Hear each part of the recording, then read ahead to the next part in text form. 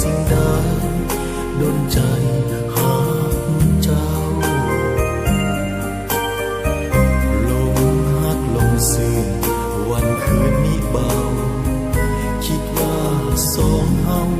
หากเขาคงสมดังว่าหักเจ้า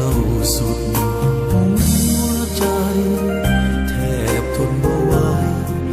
มิเคยหักเจ้าสงสารอายเถิดมิ่งควันสีวาสุดกาดจนนาอายมาห่วงเพียงเคียงสองฟ้าอยู่สูงสูงสุดสายตาดินและฟ้าสุดจะหมายปองเกียรติศักดิ์ศรีประเพณีของกันต่างเฮาสองจึงต้องมองเลื่อยมาหากเจ้าสุดฝืนทนดังว่าเจ็บมนหากลงเหลือขนา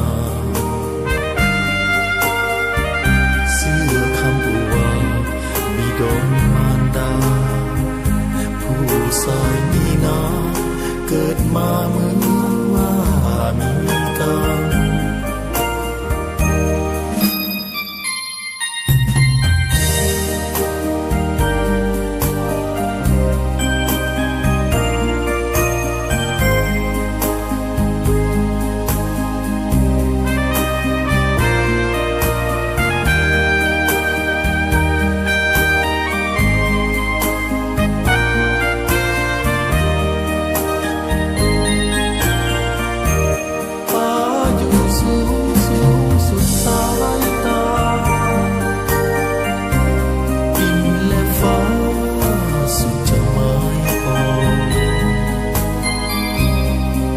ศักดิ์ศรีประเพณี